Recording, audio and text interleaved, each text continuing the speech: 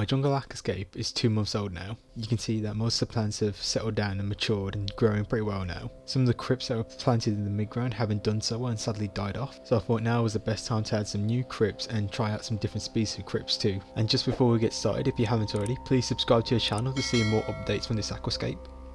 So when you order plants online, they usually come wrapped in bubble wrap just to protect them during transport, and the plants themselves are stored in Ziploc bags, which helps to keep the moisture in and to keep them hydrated. Whenever I buy plants online, I like to go for express or first class shipping. I want to put these plants in my aquarium as quick as I can so I can give them the best start in my aquascape, and hopefully this will provide better growth as the plant would have less time to be damaged during transit. When you buy aquatic plants, they come in a plastic pot. The first step when preparing the plant is to remove it from the pot. Sometimes you'll find there's a terracotta weight along with the plant. You can just throw this away, you won't need it. I'm carefully removing the rock wool from the roots of the plant. You should take your time when doing this as you don't want to damage the root structure of the plant. You want to try and remove as much of the rock wool off the roots as possible, as this will help the plant's roots grow better, and you don't want the rock wool to clog up your substrate in your aquarium. If you're struggling with this, you can dip the roots of the plants in some water and the rock wool should start to peel off a little bit easier. The next step is to cut the roots until they are about an inch long. This will make the planting process a lot easier, and it will also encourage new root growth. Now I'm separating the main plant into mini plantlets. By doing this, instead of getting one big plant, you now get 6 or 7 little smaller plants that can grow into bigger plants later on. Again, try and be careful when doing this as you don't want to damage the plant. So once I've teared away the individual plantlet from the main plant, I'm just trying to remove as much of the rock wool as I can from the roots. I'm also picking off any dead or dying leaves. By doing this, you'll stop the plant from wasting energy on the dead leaves. As you can see, you can get quite a lot of little individual plantlets from one big main plant. So while I'm preparing the plants for the aquascape, I thought I'd give you some reasons why I chose these plants. So all the new plants I've chosen for this aquascape have mainly been crypts. These are nice slow growing plants that are easy to keep and really good for beginners. I like to choose plants for my aquascapes that are very low maintenance and don't require a lot of looking after. If you really wanted to, you could grow crypts in a low light, no CO2, low fertilizer dosing setup. But with the setup, obviously you will get very slow growth compared to a setup which has high light, good substrate, good fertilizer routine and CO2. I don't want to be doing too much maintenance on the tank every day, so going for slow growing plants is probably the best option for me. The good thing about crypts is there's so many varieties of crypts you can get online now. Some can have bright green leaves, red leaves, bronze leaves and even brown leaves as well. And you can get them to grow at all different heights, from very small crypts like the parva, which grows to about 15 centimeters, to your really tall ones that cover the background of your aquarium like the balancei, which goes to about 30 centimeters in height. So here are all the plants that are prepared and ready to be planted in the aquascape. I'll be using Cryptocoryne Wendeltii Green and Cryptocoryne Wendeltii Tropica, along with Cryptocoryne Petchi and Cryptocoryne Albida Brown, and also Cryptocoryne Costata and Cryptocoryne Legroi. And finally, the last plant I'll be using is Bucephalandra Red. I start off by siphoning about 10 litres of water out the aquarium.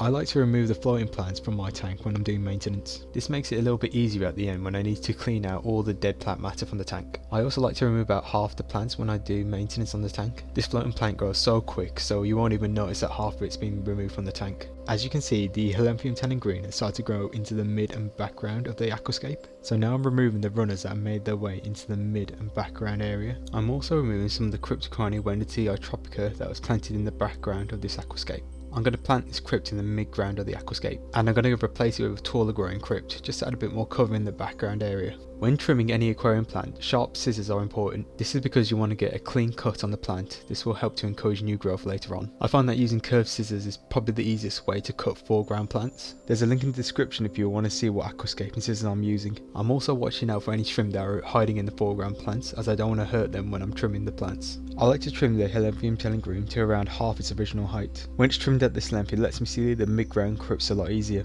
Around 3 to 4 weeks later after the first trim, the Helianthemum tannin green will need to be trimmed again. I found that in my setup with low fertilizer dosage and no CO2, this plant has been growing really well. This could be because of the twin star light I'm using and the good quality substrate, which also probably helps with the growth. Also, when I'm trimming the Helianthemum tannin green, I like to keep the foreground of the aquascape quite low down and then make it a little bit taller at the background. This will just help to create an illusion of depth to make the aquascape feel bigger than it actually is. You can see there's quite a lot of runners that have grown over the past few weeks that have creeped their way all the way around the aquarium, so I'm just trying to get rid of as many as I can to make space for the new crypts I'm going to be planting. It can be a little bit difficult to remove some of these runners as they start to root into the substrate, so as I remove a runner it will start to bring up some of the substrate it's attached to, which can make a bit of dirt go into the water column. Most of the dirt can be removed later on when I do the water change and when the filter is turned on later after the water change has been done.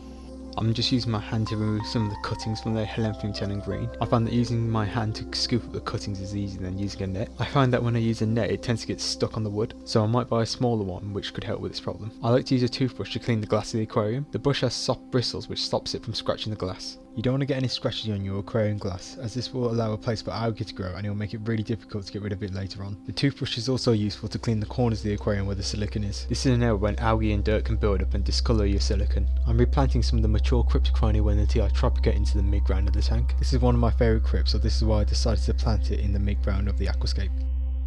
I'm just siphoning out more water so it's easy to plant the Anubias and the Bucephalandra. So I'm adding another Bucephalandra to the aquascape. This one's called Bucephalandra Red. It has a nice red coloration on the stems and some of the leaves. I'm also adding some more Anubias nanoPetite to the manzanita wood. I like the effect of the roots of the Anubias hanging off the edge of the manzanita wood. This helps to create a jungle look to the aquascape. Whenever I want to attach plants to aquarium wood, I like to use cyanoacrylate. This is a gel-like superglue. It sets quickly and it's also not toxic to fish or shrimp. So I like to place a few drops on the rhizome of the plant and then gently press it onto the wood. When I did this, I used some tweezers to apply some pressure just to help the bonding process and to stop me from getting superglue on my hands. I'm just messing around with the layout of the Cryptocoryne Albida Tropica. I found another space in the aquascape where I want to put it, but there were some Helenthum green runners in the way, so I need to remove those first before I replant the Cryptocoryne Tropica again. So now I'm adding the fresh new water to the aquarium. I want to raise the water level of the tank so I have a better idea of how to plant the crypts. The first crypt I'm adding is the Cryptocoryne Albida Tropica. I'm planting these in the mid-ground of the aquarium. The immersed leaves are quite big and broad, but in the next few days they'll start to melt away and new submerged growth will start to grow. The main reason why crypts melt is due to the changing environment that they have been planted in. After a few days, new leaves will start to grow on the crypts. These new leaves are adapted to live in the new environment the crypts are in. Now in the background I'm planting some Cryptocoryne Costata. This is a taller growing crypt similar to the Cryptocoryne Balancei I got in the background of the aquascape. I chose this crypt because I wanted to create some more cover in the background area of the aquascape. The next crypt I'm adding is Cryptocoryne Albida Brown. This is another small growing crypt that grows to about 15 centimeters in height and is very similar to Cryptocoryne Palva. The Albida Brown was really small when I got it, so it's really hard to plant it in the small area of the tank I wanted to. So I had to use my straight tweezers and my curved tweezers to fit it into the areas I wanted to in the aquascape. In the background of the aquascape I'm now adding some Cryptocoryne Albida green. This crypt is very similar to Cryptocoryne Albida Tropica. Instead of growing bronze brown leaves, this crypt will grow bright green leaves instead. This will help to create a nice contrast with the mid-ground crypts as they are mainly brown and bronze in colour. Like most crypts in this aquarium, this one's slow growing and doesn't need very much maintenance. You would only have to cut any dead or dying leaves off this plant. In the mid-ground I'm now adding some Cryptocoryne Legroi. This is supposed to be a rare Cryptocoryne. I haven't seen Legroi being sold in many shops or online retailers recently. When the plant matures it will have a bronzy greeny kind of look to its leaves. This will be a nice contrast with all the other greens in the aquarium. So it'll be nice to see how this crypt matures in a few months time in this aquascape. I found it quite tricky to plant these crypts as I had to work my way around the manzanita wood. To make planting easier I kept switching out between my straight tweezers and my curved tweezers. This made it easy to plant the crypts in between the manzanita wood. I found it very hard not to knock over the wood when I was trying to plant the rest of the crypts in the aquascape. Luckily the wood in this tank has been submerged for about 2 months now, so hopefully if I give it a minor knock it shouldn't go out of place and be alright. And now the last crypt I'm adding to the mid-ground is Cryptocoryne Petchi. I originally had this crypt in when I first set up this aquascape, but after a few weeks most of the leaves melted off and didn't grow back. I think this was because I didn't have a proper fertiliser routine going. If I had a proper routine at the start when I set up this aquarium, maybe then the leaves would have grown back and I would have still had this plant still living in the aquascape right now. A few days later the leaves of this plant did melt again, but I'm starting to see new small bright green growth, so this is quite a promising sign. I'll show an update in a few weeks when there's some more growth on the plant. Now I'm just going to add the rest of the water back into the aquarium. When I add new water to the aquarium I like to try and get it to at least room temperature. This is so I don't cause a temperature shock which could stress out the fish and shrimp in the tank. It may look a bit cloudy because some of the substrate got disrupted while I was planting the plant, but this will start to clear up when the filters turn back on. I like to add new water slowly to the aquarium just to stop it from disrupting the plants as I'm pouring it in. I'm just trying to get as much of the trimmed plant matter out of the aquarium as I can. If you leave dead plant matter to rot in your aquarium, it can encourage algae growth, so it's best to remove as much as you can as possible. This might seem like a lot of effort to go to, but in the long term it will be really beneficial to do this whenever you do maintenance on your aquarium. With all the water now added back into the aquarium, I can start to see gaps in the background of the aquascape where I can add some more crypts.